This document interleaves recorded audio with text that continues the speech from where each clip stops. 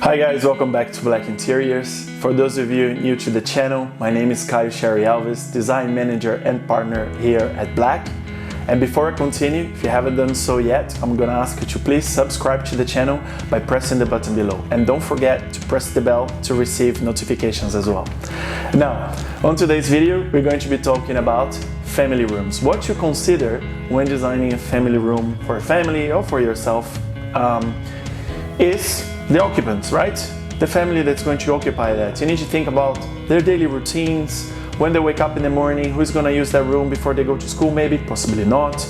Now, you know, when they come back from school, they're going to be using the room during the day, who's going to use the room, what for, all those things you need to think about when designing the most effective family room for a family. Now, in your home, if you're just trying to decide where to place the family room, if your home has an extra space upstairs, this is where I always recommend the family room to be. For one very practical reason. If you have young children, once they fall asleep watching cartoons at night and you need to take them to their bed, it's much easier if it's on the same floor, right? You don't need to climb up the stairs carrying little ones. So think about that. Now, if you cannot, ground floor is okay, and just, you know, use their muscles to carry them up to the first floor when they fall asleep. Another thing is to think about what you're going to furnish the family room with, which is going to be TV, surround sound system, comfortable sofa, etc. Now, going back, TV. What is the right size for a TV in a family room? Again, it all depends how far is the sofa from the TV itself. There is a guide linked here that explains to you what is going to be that distance that you need to think of, and then that size is going to be subjective to the distance of the sofa. Another thing, surround sound system. If you're going to be watching movies and that's important to you, think about that before you do anything else, because hiding those cables and those speakers are super important to achieve a really good sound. So the sooner you tell your interior designer that you need to have that in your family room, the better it is, okay? So now we're going to think about the comfortable sofa. Now, I can think about one, my favorite, the Cloud sofa from Restoration Hardware from the US, I believe, but nowadays every furniture store has a variation and a similar option of it, which is this one over here. That is by far the most comfortable sofa that you ever going to sit on. And the first time I tried this sofa, I couldn't get up. I literally got stuck in it, okay? So once you try it, you're gonna love it.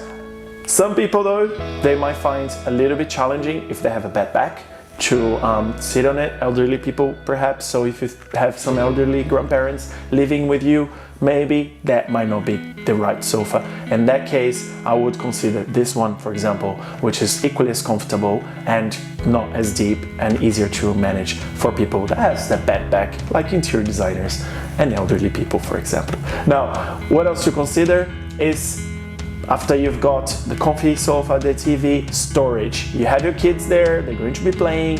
You don't want to have toys everywhere in the family room, right? So as many storage as you can have in a family room.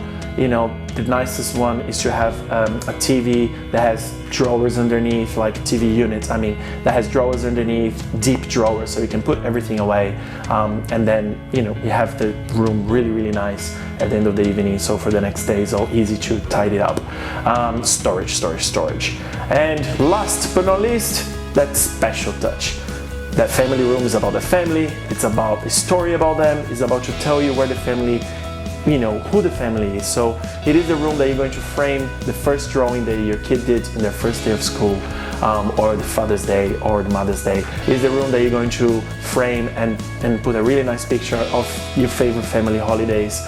And there is a wall that you should dedicate to that, or units that you should dedicate to have all those memories of your family together, because it's a personal space. And if you're designing that for someone else's family, think about that when designing it for them, and think about asking for some photos so you can frame that and use it and bring that family room to life.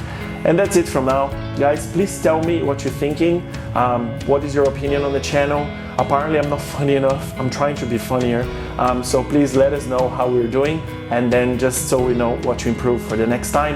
And please stay and watch next week. We're gonna be talking about, I forgot, So stay tuned for next week so you know what we're going to be talking about. Thank you so much for watching, and I'll see you next week. Thank you.